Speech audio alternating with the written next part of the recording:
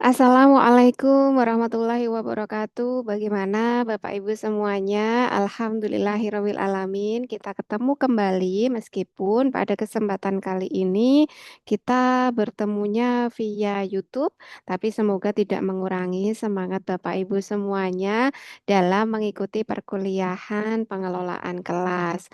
Pada chapter atau di pertemuan kali ini kita akan membahas materi melanjutkan mata kuliah kita kaitannya dengan pengelolaan kelas mengenai peran guru dalam pengelolaan kelas. Nah, chapter ini atau eh, materi ini, maaf, ini penting untuk kita pelajari karena yang namanya guru ini memiliki peran cukup besar dalam pelaksanaan pembelajaran, khususnya dalam pengelolaan kelas.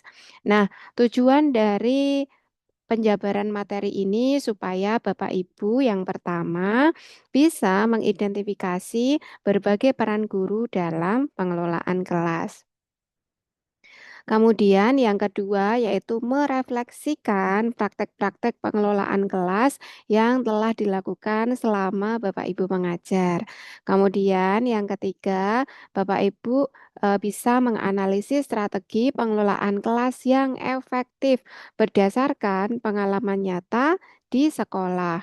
Kemudian yang terakhir yaitu Bapak Ibu dapat mengembangkan strategi pengelolaan kelas yang lebih efektif dan humanis nantinya. Nah, sekarang kita coba masuk ke beberapa pertanyaan yang ada di layar. Coba Bapak Ibu yang pertama, kira-kira situasi kelas seperti apa yang paling menantang bagi Anda sebagai guru? Nah, saya yakin nih sebenarnya jawaban Bapak Ibu pasti bermacam-macam karena bicara soal menantang itu aspeknya juga macam-macam ya Bapak Ibu. Misalkan menantang dari segi dalam tanda kutip keaktifan siswa atau mungkin kejahilannya siswa di kelas atau mungkin saat mereka mengerjakan tugas atau misalkan menantang dalam bagaimana para siswa ini berinteraksi, pertemanan, atau maaf dalam tanda kutip bullying dan berbagai macam kondisi yang Bapak Ibu temui. Saya yakin situasi yang paling menantang dari Bapak Ibu berbeda, tetapi yang namanya bertemu dengan situasi yang menantang itu pasti menjadi challenge atau menjadi tantangan untuk Bapak Ibu bagaimana harus menyelesaikannya, bagaimana harus eh, meminimalisirnya kalau itu berupa masalah. Bagaimana hal-hal yang menantang ini bisa menjadi sesuatu yang positif ketika ini adalah sesuatu yang negatif yang Bapak Ibu rasakan. Nah, lalu pertanyaan kedua, kemudian apa strategi yang biasanya Bapak Ibu gunakan ketika kelas mulai tidak kondusif? Bisa di menjelang akhir KBM saat mau istirahat atau misalkan menjelang jam kepulangan sekolah, bahkan bisa jadi saat di awal kegiatan KBM. Bisa jadi mulai tidak kondusif nih, kira-kira apa nih strateginya? Saya yakin dari Bapak Ibu juga sudah menerapkan begitu banyak cara. Nah, beberapa pengalaman yang sering muncul dari guru ini antara lain biasanya nih, pertama siswa ribut, rame saat pembelajaran berlangsung ketika Bapak Ibu menjelaskan atau menerangkan materi, ada yang bercerita sendiri, ada yang ngobrol dan sebagainya. Yang kedua, siswa tidak fokus pada pelajaran, mengantuk, kemudian mengalihkan pada kegiatan yang lain, bermain sendiri, ya. Saya kira itu sesekali atau bahkan mungkin sering Bapak Ibu temui ketika melaksanakan KBM. Yang ketiga, ada saja siswa yang sangat aktif dan mengganggu teman. Biasanya ini tipe-tipe anak yang mencari perhatian, kemudian siswa yang ya memang dia karakternya begitu. Kadang juga ada aja siswa entah laki-laki entah perempuan yang keaktifannya mungkin di atas rata-rata seperti teman-temannya. Yang keempat, siswa pasif dan tidak berpartisipasi ya. Kadang juga ditemukan sih meskipun ada ya siswa yang sangat aktif, ada juga siswa yang pasif. Kalau diminta untuk aktif berdiskusi, dia lebih memilih diam. Ketika ada kesempatan untuk mengerjakan sesuatu, dia lebih memilih untuk menyendiri. Atau mungkin ketika diberikan kesempatan untuk bertanya, dia mengurungkan diri karena bingung, tidak tahu. Mungkin masih belum jelas dengan materi yang diajarkan. Situasi tersebut biasanya menunjukkan bahwa peran guru dalam pengelolaan kelas itu sangat-sangat penting ya, karena guru bisa menjadi salah satu eh, peran yang bisa menghandle atau bisa berperan dalam mengendalikan situasi yang ada saat pembelajaran. Nah, kita coba resapi kembali hakikat peran guru dalam pengelolaan kelas. Jadi, pengelolaan kelas ini seperti di pertemuan pekan lalu nih Bapak Ibu, pengelolaan kelas itu bukan hanya soal mengatur ketertiban siswa atau mengatur kedisiplinan siswa atau bentuk otoriter guru dalam mengelola kelas bukan. Tapi pengelolaan kelas itu upaya guru untuk menciptakan kondisi belajar atau situasi pembelajaran yang kondusif sehingga proses pembelajaran dapat berlangsung secara efektif dan menyenangkan sehingga harapannya itu hal-hal yang tidak menyenangkan atau permasalahan-permasalahan seputar pembelajaran itu tidak pernah terjadi. Dalam hal ini, guru memiliki berbagai peran yang penting dan saling berkaitan. Maka saya mulai dengan membahas peran guru sebagai perancang lingkungan belajar. Nah, peran ini membahas tentang guru berperan dalam merancang kondisi kelas yang mendukung proses pembelajaran. Di antaranya apa? Di antaranya satu, pengaturan tempat duduk. Apakah tempat duduknya dibuat berderet, melingkar, letter U, atau bentuk yang macam-macam. Pekan lalu juga sudah bahas nih model-model tempat duduk atau settingan tempat duduk, denah tempat duduk yang ada di kelas. Kemudian yang kedua, pengaturan alat dan media pembelajaran. Misal, alhamdulillahnya dapat sekolah yang bisa mensupport Sarpras mulai dari misalkan Smart TV, ada LCD atau misalkan media pembelajaran yang terfasilitasi secara lengkap, mungkin untuk praktikum IPA atau untuk menunjang pembelajaran matematika. Nah, itu perlu diatur mulai dari segi penempatan, mulai dari segi penataan, mulai dari segi pengadaan dan sebagainya. Guru bisa merancang lingkungan belajar yang kondusif itu seperti apa? Apakah semuanya harus ada di dalam kelas atau harus ditata atau harus ada ruangan khusus? Nah, ini guru bisa menjadi perancang lingkungan belajar yang kondusif. Kemudian yang ketiga, pengaturan suasana kelas. Misalkan tidak hanya dicat putih tetapi juga ada di dinding itu tempelan hasil karya para siswa. Sebagai apa? Sebagai bentuk apresiasi bahwa hasil karya para siswa yang sudah dilakukan itu juga diberikan apresiasi dengan cara apa? Salah satunya diberikan area untuk memajang hasil karya. Supaya apa? Supaya para siswa yang lain berkesempatan untuk melihat, oh karya temannya seperti ini, oh karya temannya seperti itu, oh ternyata teman yang itu bisa membuat seperti ini loh, dan sebagainya. Kemudian peran guru yang lain yaitu sebagai perancang lingkungan belajar. Kalau yang tadi adalah oh maaf, ini masih seputar perancang guru sebagai perancang lingkungan belajar ya. Ini coba saya tambahkan kaitannya dengan contoh praktek nyata. Ya, praktek nyatanya seperti apa nih ketika guru sebagai perancang lingkungan belajar. Nah, guru misalkan nih prakteknya dalam kegiatan nyata di saat kegiatan pembelajaran, guru mengubah posisi tempat duduk ya sesuai dengan kegiatan pembelajaran. Misal, guru kemudian membuat model kelompok untuk berdiskusi. Nah, ini kan berarti mungkin settingan awalnya hanya berjajar, kemudian dibuat kelompok-kelompok untuk apa? Untuk memudahkan dalam diskusi. Misal Bapak Ibu membuat satu kelompok ada 4 siswa, 5 siswa, maka dibuat tempat duduknya berkelompok supaya apa? Supaya nyaman untuk berdiskusi. Yang kedua, misalkan membuat model lingkaran, ya. Eh, mem- Dibuat model lingkaran supaya apa? Ketika ada siswa yang presentasi, itu semuanya bisa fokus. Ya, tidak terhalang temannya yang ada di depannya, tapi ketika menghadap ke depan, pandangannya fokus langsung kepada teman yang presentasi. Yang ketiga, model berpasangan untuk kerjasama. Barangkali ketika desain pembelajarannya itu dibuat berdiskusi secara berpasangan, maka dengan model berpasang-pasangan itu akan mempermudah dalam siswa bekerja sama. Pengaturan ini dapat meningkatkan interaksi siswa dan meningkatkan akses kemudahan dalam melaksanakan KBM berdasarkan rancangan model atau metode atau strategi pembelajaran yang diterapkan oleh guru. Yang selanjutnya yaitu peran guru sebagai pemimpin kelas. Nah, guru itu juga berperan loh sebagai pemimpin kelas, Bapak Ibu. Ketika guru berperan sebagai pemimpin kelas, guru perlu memperhatikan beberapa aturan ini. Maaf, beberapa hal ini.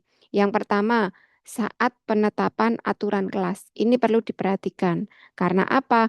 Dalam memberikan aturan di kelas itu harus memperhatikan unsur-unsur humanisnya. Jadi misalkan kalau diterapkan aturan A, ini cukup memberatkan atau tidak? Semua siswa mampu mengerjakan atau tidak? Konsekuensi yang ditanggung siswa bisa melakukan atau tidak? Jadi menerapkan aturan kelas sebagai pemimpin kelas itu juga perlu diperhatikan. Yang kedua, menjaga ketertiban kelas. Tertib itu tidak harus dengan kondisi siswa duduk rapi, mendengarkan, diam, hening, dan sebagainya. Tetapi ketertiban kelas itu berada dalam area kontrol yang bisa dijangkau oleh guru ketika mengajar. Misalkan ada rame-rame sedikit tidak masalah, tapi masih terkontrol loh Bapak Ibu.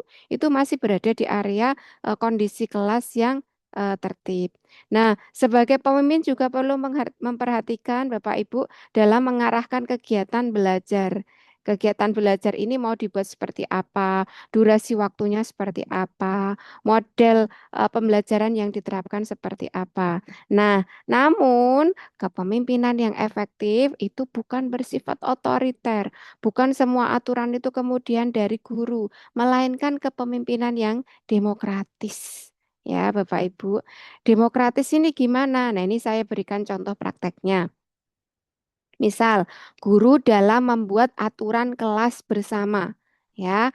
Jadi, dalam membuat aturan kelas itu hendaknya dilakukan secara bersama-sama, Bapak Ibu. Bisa dilakukan saat awal kegiatan tahun ajaran baru. Jadi di awal pertemuan, di awal tahun ajaran baru, itu Bapak Ibu bisa mengajak para siswa untuk membuat aturan atau kesepakatan-kesepakatan bersama. Sehingga apa? Nanti ketika aturan itu diterapkan, siswa tidak merasa berat karena ini menjadi keputusan bersama antara guru dengan siswa. Atau ketika mungkin ada aturan yang belum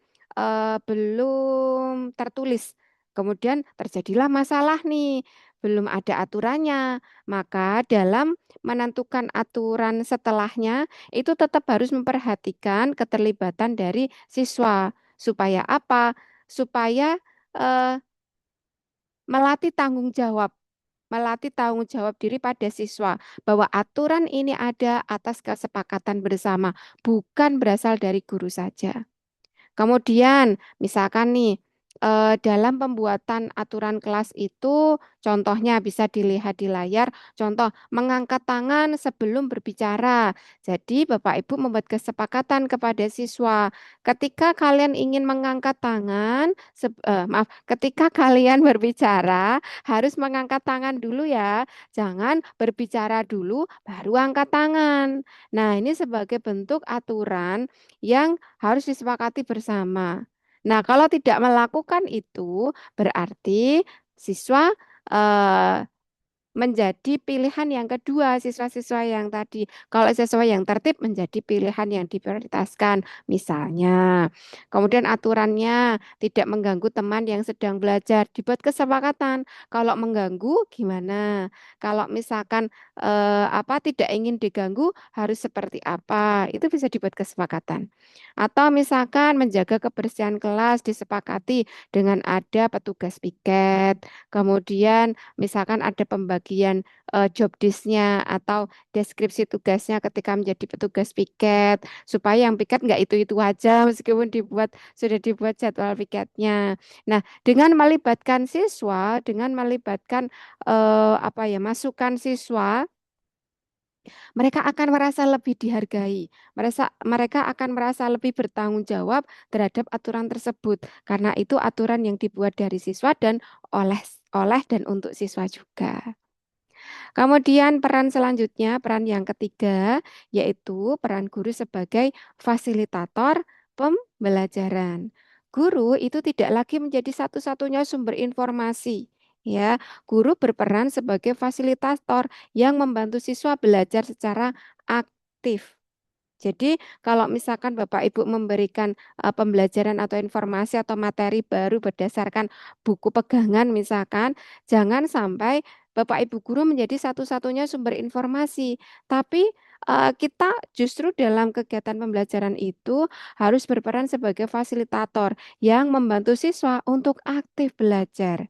Contoh prakteknya gimana? Bisa memberikan kesempatan siswa untuk bertanya.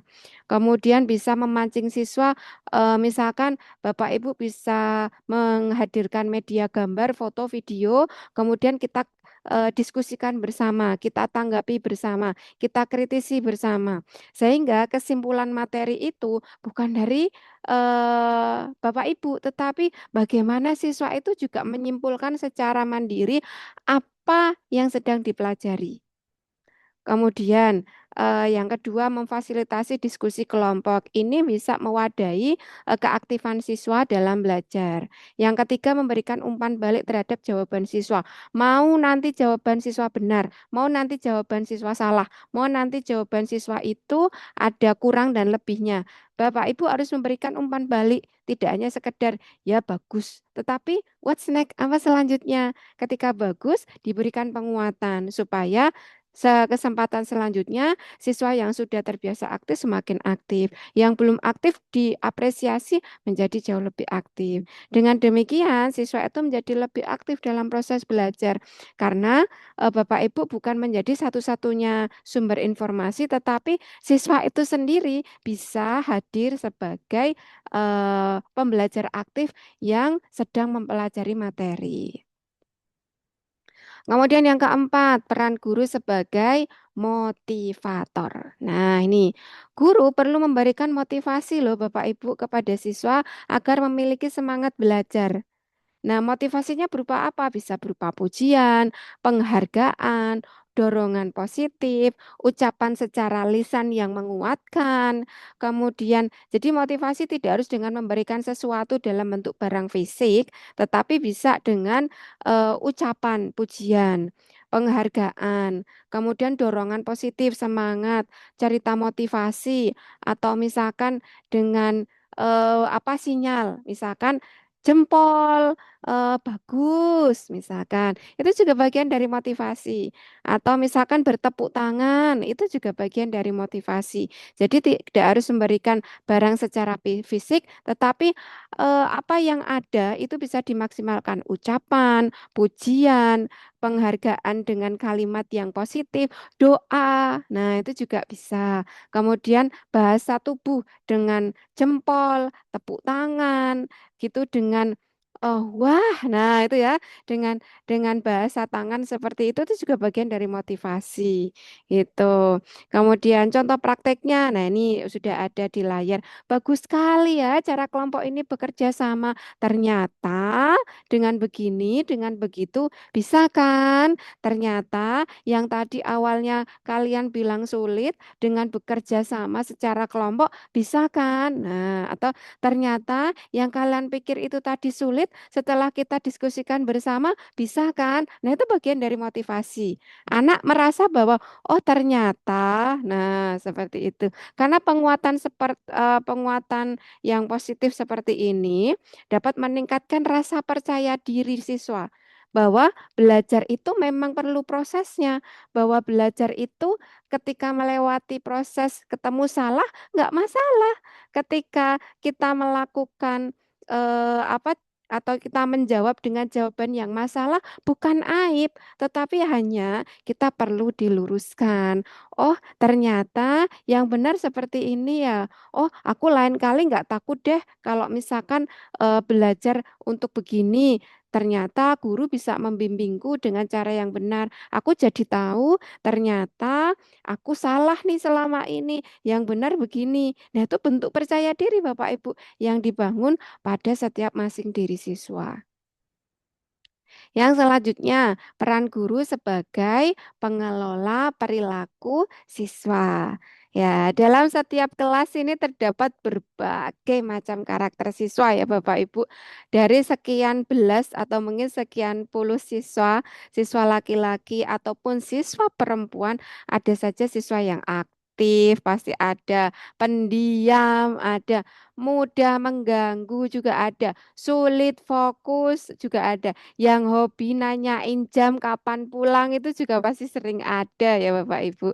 Nah, guru ini perlu memiliki strategi untuk mengelola perilaku-perilaku siswa ini secara bijak.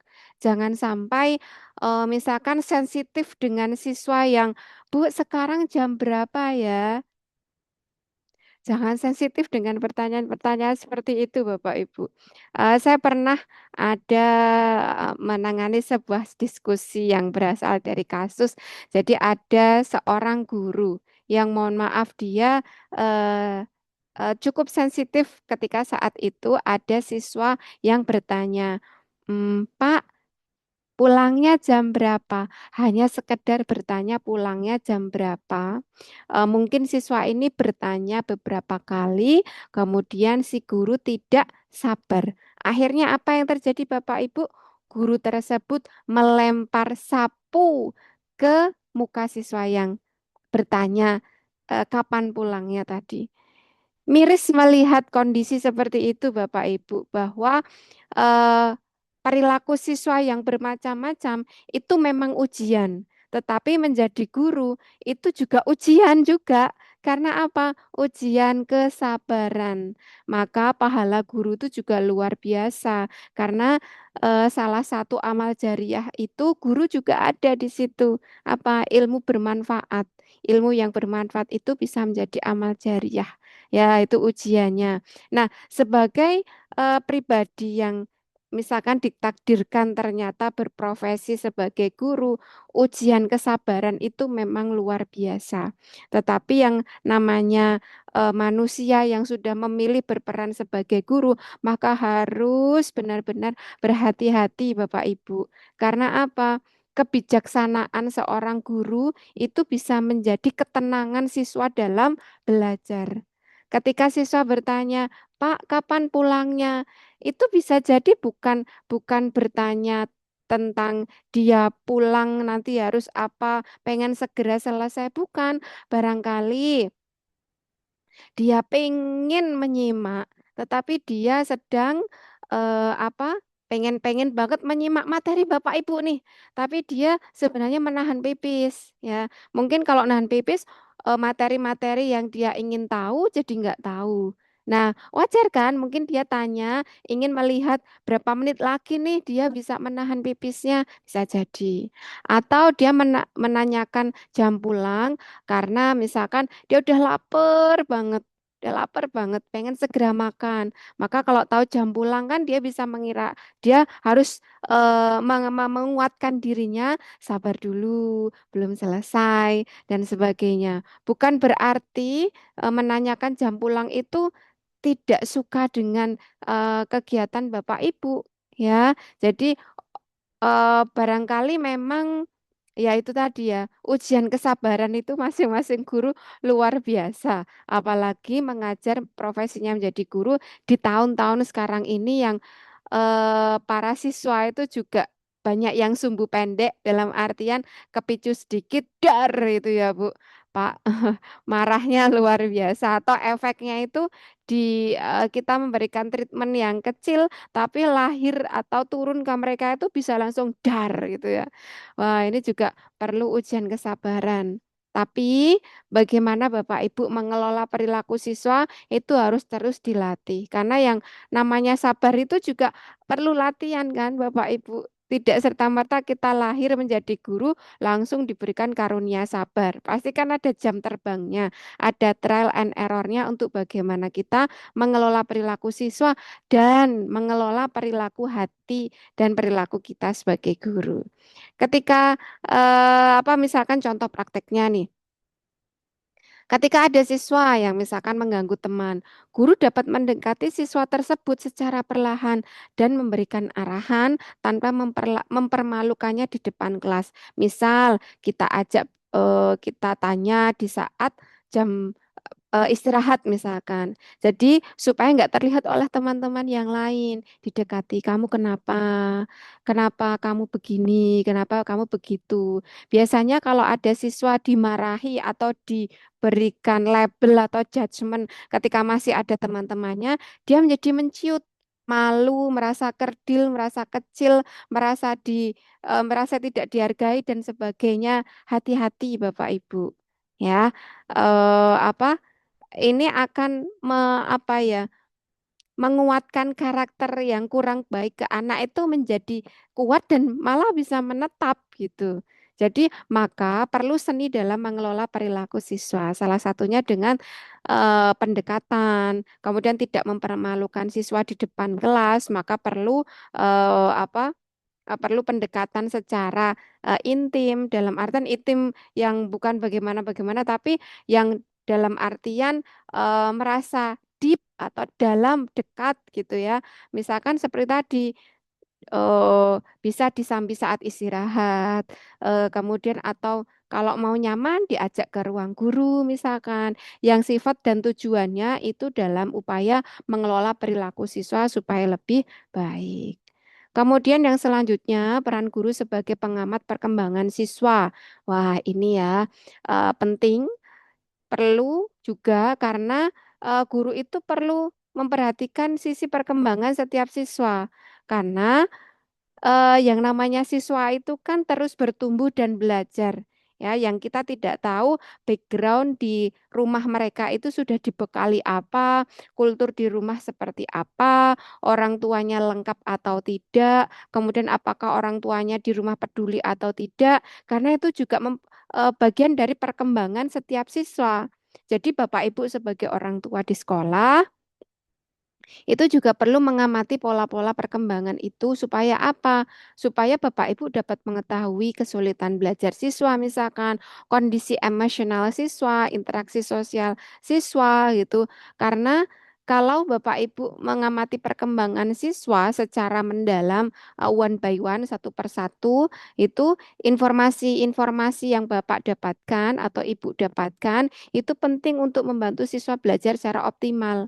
Misalkan sesekali mengamati anak ini nih kok misalkan diajak belajar membaca, dia ini kok nggak fokus ya. Tapi kalau giliran dia diajak belajar misalkan dengan berperan atau dia yang ada pola-pola materi yang harus berinteraksi atau melakukan gerak atau peran dan sebagainya, dia aktif sekali. Jangan-jangan dia belajarnya itu aktif atau lebih maksimal atau cara belajarnya itu kinestetik. Jadi dia senang ketika belajar itu dengan harus praktek, harus melakukan sesuatu. Dia nggak bisa yang duduk diam. Berarti kan ini bagian dari bagian dari solusi atau bagian dari bagaimana kita mengelola perilaku atau mengelola dalam hal siswa ini belajar, kita sebagai guru memfasilitasinya seperti apa? Gitu maksudnya. Kemudian yang selanjutnya peran guru sebagai pencipta iklim kelas yang positif. Kalau iklim kelasnya yang positif itu bisa membuat siswa merasa aman, tenang, merasa dihargai, merasa nyaman, merasa bahagia, merasa enjoy dalam kelas. Nah, guru itu bisa berperan sebagai pencipta iklim kelas yang positif. Nah, guru dapat menciptakan iklim yang positif itu dengan cara apa? Sikapnya ramah, ya, nggak ketus, nggak galak, ya, tetapi mungkin sesekali bisa galak, tetapi galak bukan dalam hal yang galak negatif, tapi bentuk sebagai ketegasan. Itu bisa ramah, menanggapi setiap keingintahuan para siswa, ya, menghargai pendapat siswa, entah itu benar atau salah, tapi kita bisa mengarahkan, membangun komunikasi yang baik, menjadi mitra diskusi yang baik, menjadi tempat bertanya yang nyaman, menjadi sosok yang tidak menghakimi. Nah, itu bisa Bapak Ibu ciptakan dengan cara seperti tadi, bersikap ramah, menghargai pendapat siswa, membangun komunikasi yang baik, supaya siswa bisa belajar dengan aman, nyaman, tenang di kelas. Seperti itu, Bapak Ibu. Nah, kemudian tadi kita sudah bahas tentang peran ya, peran Bapak Ibu dalam pengelolaan kelas. Nah, sekarang tantangan pengelolaan kelas itu sendiri tuh banyak loh Bapak Ibu, ya. Atau mungkin Bapak Ibu bertanya, oke Bu Tria, tadi perannya. Tetapi dalam pengelolaan kelas tantangannya tuh juga banyak. Betul, tantangannya tuh juga banyak Bapak Ibu. Ya, misalkan jumlah siswa yang banyak dengan yang sedikit, itu tantangannya udah beda. Men-setting strategi pembelajaran, menentukan model pembelajarannya udah beda, perbedaan karakter siswa laki-laki perempuan, kemudian yang background keluarganya begini begitu, wah ini karakternya udah beragam ini, keterbatasan fasilitas sekolah yang minim fasilitas dengan full fasilitas, itu pengelolaan kelasnya udah beda. Gangguan selama pembelajaran, mungkin kelasnya terletak di pinggir jalan raya yang bising, atau misalkan apa, atau misalkan di dekat pabrik, atau misalkan eh, ketika selama pembelajaran itu apa ya, ventilasi udara kurang nyaman. Wah, ini tantangannya luar biasa. Tetapi eh, dengan Bapak Ibu mencoba men-challenge diri juga bahwa bahwa tantangan-tantangan itu memang harus apa, dipecahkan. Itu Bapak Ibu memenangkan gamenya sebagai guru, ya, karena kemudian Bapak Ibu akan terus berinovasi, akan terus mencari solusi, akan terus memperbaiki gimana caranya kondisi-kondisi keterbatasan, kekurangan dan permasalahan tadi harus bisa diselesaikan, minimal diminimalisir. Sehingga Bapak Ibu perlu memiliki strategi pengelolaan kelas yang fleksibel. Kapan Bapak Ibu menciptakan atau mendesain pembelajaran yang X atau yang Y atau yang Z, itu kan pasti memperhatikan berbagai macam unsur yang menunjang kegiatan itu kan Bapak Ibu. Maka strategi pengelolaan kelasnya juga harus fleksibel, tidak kaku. eh, Misalkan siswanya ini nggak banyak, misalkan mohon maaf, misalkan hanya 6 siswa, misalkan kita diamanahi siswa yang belajar di kelas kita hanya 6, tapi Bapak Ibu paksakan kegiatan pembelajarannya harus misalkan berkelompok. Kalau misalkan berkelompok bisa sih tiga-tiga, tapi Bapak Ibu memaksakan harus ada 4 gitu. Ya nggak bisa gitu. Ya kadang kita perlu fleksibel.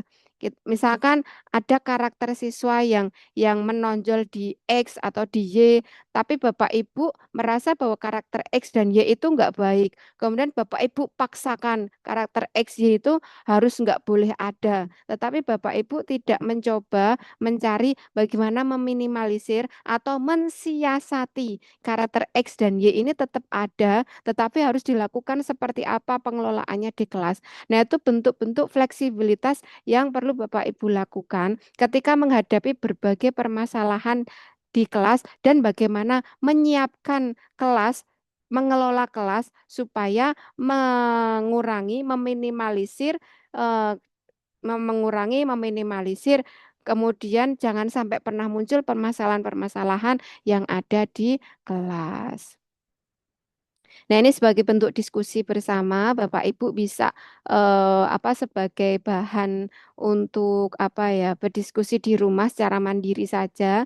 Nanti ini kita bahas di sesi pertemuan berikutnya ketika ada kasus-kasus seperti ini, apa yang kemudian perlu kita selesaikan berdasarkan pertanyaan yang saya ajukan.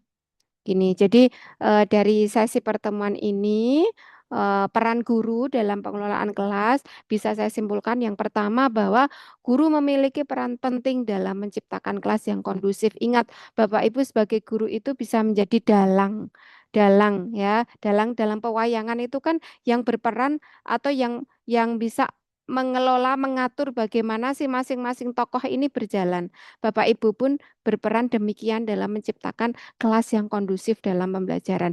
Dua, peran guru dalam pengelolaan kelas itu meliputi mulai dari perancangan lingkungan belajar, pemimpin kelas, fasilitator, motivator, dan pengelola perilaku siswa. Yang ketiga, pengelolaan kelas yang efektif ini perlu sekali strategi yang fleksibel dan sesuai dengan kondisi siswa. Dan yang terakhir, pengalaman guru dalam mengajar merupakan sumber belajar yang sangat berharga dalam meningkatkan keterampilan pengelolaan kelas.